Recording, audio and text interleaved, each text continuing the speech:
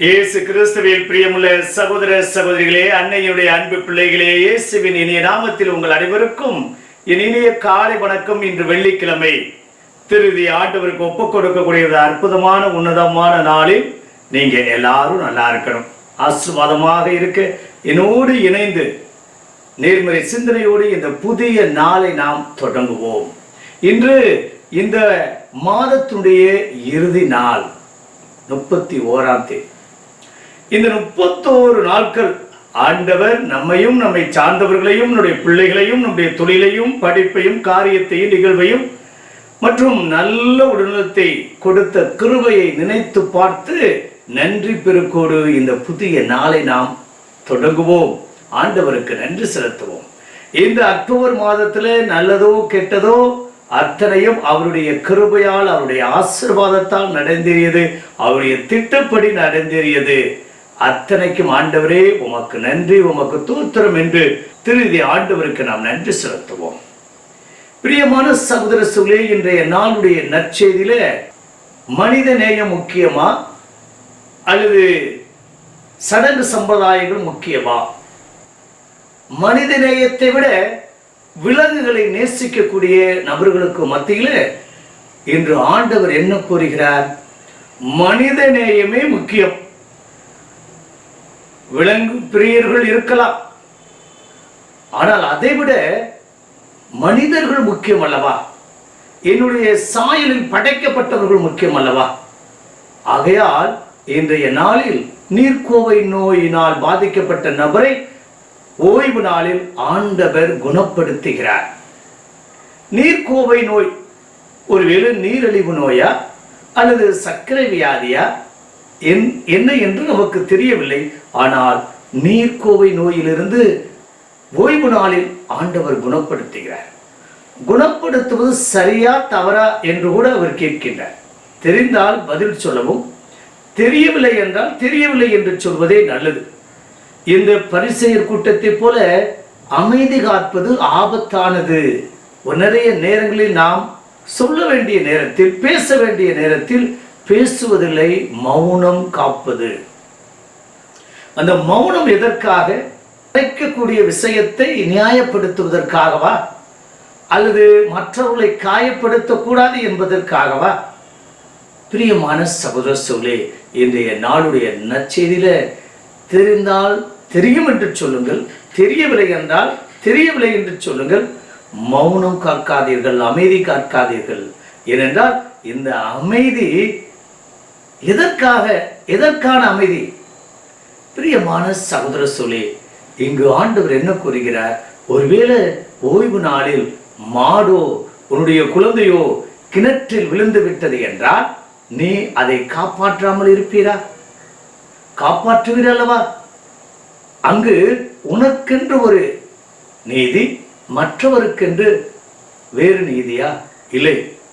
அது யாராக இருப்பினும், மாடோ மனிதனோ காப்பாற்ற வேண்டும் என்று நினைக்கின்றோமே, அதே போலதான் நோயினால் பீடித்து கிடந்த, அதுவும் இந்த நீர்க்கோவை நோயினால் பல ஆண்டுகள் ஒருவேளை இருந்திருக்கக்கூடும், அவரை ஆண்டவர் குணப்படுத்துகிறார். பிரியமான சகோதரர்களே, இந்த நாளில நமக்கு என்னென்ன வியாதி இருக்கின்றதோ அத்தனையும் ஆண்டவருடைய பாதத்தில் சமர்ப்பிப்போம். அவர் குணப்படுத்துகிறார்.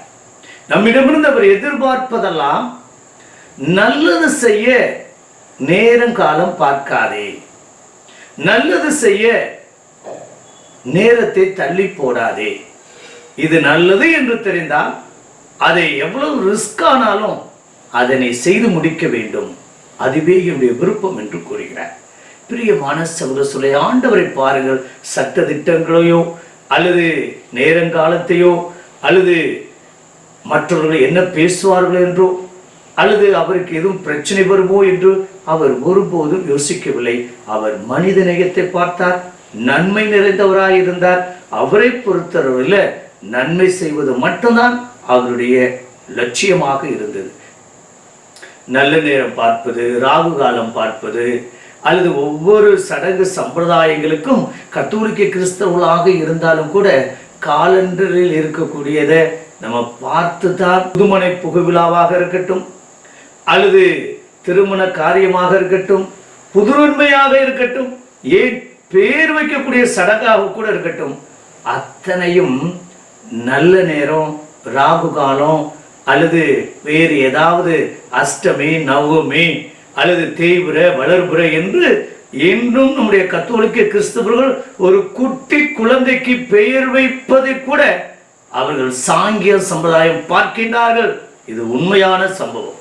பிள்ளைகளுக்கு பெயர் சூட்டக்கூடியது கூட சாங்கியம் பார்த்து, சம்பிரதாயம் பார்த்து, அது நியூமராலஜிக்கல் அடிப்படையில் அல்லது வேறு ஏதாவது ஜாதக அடிப்படையில் நம்முடைய கத்தோலிக்க கிறிஸ்தவர்கள் இப்படியெல்லாம் நடந்து கொள்வது கண்டிப்பாக ஆண்டவருக்கு பிரியமான காரியமா? பிரியமற்ற காரியம். மனித நேயத்தை முன்னிறுத்த வேண்டும். நன்மை செய்ய நேரங்காலம் பார்க்கக்கூடாது. நன்மை நிறைந்தவரை போல நாமும் நன்மை நிறைந்தவர்களாக வாழ இணைந்து ஜெபிப்போமா? பரலோக தந்தை இறைவா, இந்த அருமையான நாளுக்காக உமக்கு நன்றி. எங்களுக்கு நன்மை செய்ய எத்தனையோ வாய்ப்பையும் சந்தர்ப்பத்தையும் கொடுத்திருக்கின்றேன். நாங்கள் அதெல்லாம் தவற விட்டு விட்டோம்.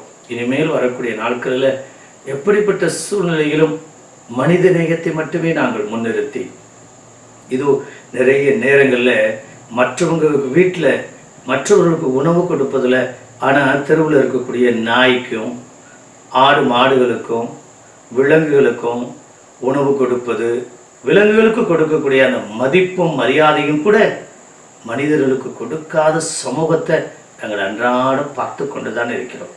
அப்பா, தெருவில் இருக்கக்கூடிய எல்லா நாய்க்கும் பிஸ்கட் வாங்கி தரக்கூடிய நபர்கள், தெருவில் இருக்கக்கூடிய நாய் எல்லாத்துக்கும் ஒருத்தர் பிரியாணி வாங்கி கொடுத்துட்டு இருக்க, பிரியாணி. ஆனால் பக்கத்து வீட்டுக்காரங்களுக்கு ஒரு நாள் கூட பொட்டணம் வாங்கி தந்ததில்லை.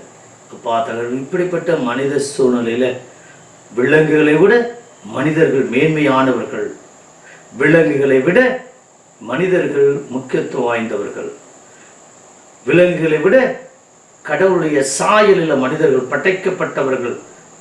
அந்த மனிதத்துக்கும் மனிதன் என்ற அந்த உணர்வுக்கு முக்கியத்துவம் கொடுக்கக்கூடிய நபர்களாய் என்று வாழ கிருபை தரும்படி எங்கள் ஆண்டவராய் இயேசு கிறிஸ்துவின் நாமத்தில் ஜெபிக்கிறோம் நல்ல பிதாவே. ஆமென்.